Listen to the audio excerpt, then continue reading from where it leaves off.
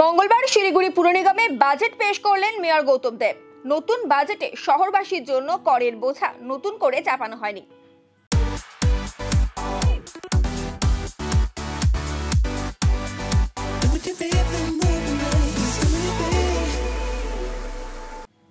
এবার 10 কোটি 53 লক্ষ টাকার ঘাটতি বাজেট পেশ করা হয়েছে।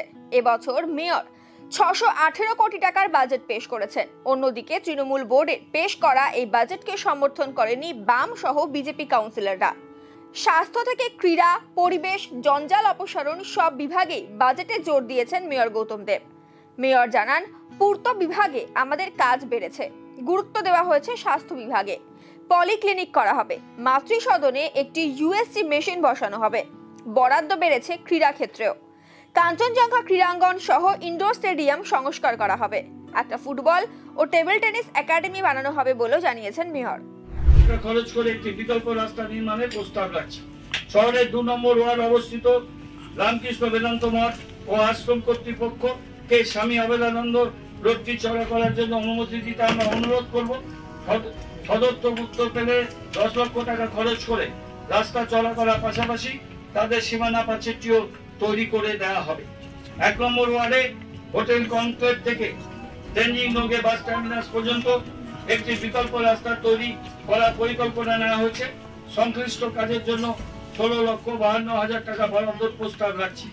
এশিয়ান হাইওয়ে থেকে 32 নম্বর ওয়ার্ডের জ্যোতির্ময় কলোনি পর্যন্ত তিস্তা ব্যারেজ কম্পাউন্ডের ভিতর দিয়ে একটি নতুন রাস্তা নির্মাণের জন্য সেচ দপ্তর কর্তৃপক্ষের সাথে প্রাথমিক আলোচনা হয়েছে। প্রয়োজনীয় অনুমোদন পাওয়া যাবে। প্রকল্পটির আনুমানিক মূল্য 42,50,000 টাকা।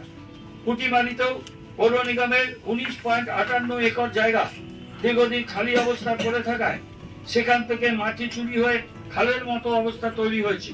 সেখানে সীমানা প্রাচীর নির্মাণের কাজ শেষ হয়েছে।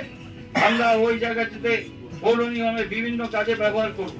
এর একটি অংশে একাধিক ওয়্যার হাউস তৈরি করা হবে এবং অপর অংশে কিভাবে ব্যবহার করা যায় তা নির্ধারণ করবার জন্য বিশেষজ্ঞ মার্কেট সার্ভেয়ার নিযুক্ত করে প্রয়োজনীয় সমীক্ষা করা হবে।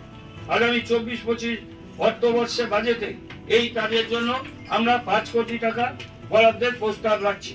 বিকল্প রাস্তা এবং ষষ্ঠ মহানন্দা সেতু নির্মাণ প্রস্তাব দেওয়া হয়েছে, যার আনুমানিক ব্যয় 175 কোটি টাকা।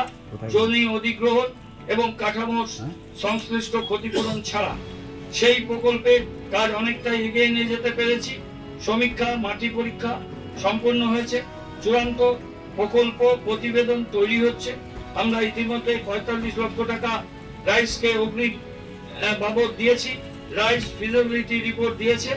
বর্তমানে দার্জিলিং ও জলপাইগুড়ি জেলার সংশ্লিষ্ট অংশে ভূমি দপ্তর কর্তৃক অধিগ্রহণযোগ্য জমি আনুমানিক 7 হ্রাস করা যাবে, যেগুলিকে নতুন নির্মিত সড়কে ঘুরিয়ে দেওয়া যায়। স্ট্রিট ফুড আমাদের সমাজ, সংস্কৃতি, ঐতিহ্যের অবিচ্ছেদ্য অঙ্গ।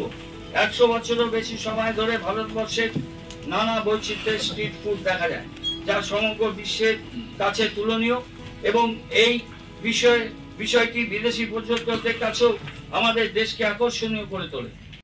50,000 लोगों को अपनी मंजिल से है जोड़ा और नई उत्साह के साथ आए हैं फिर से थामने आपका हाथ। श्री शांति होंडा।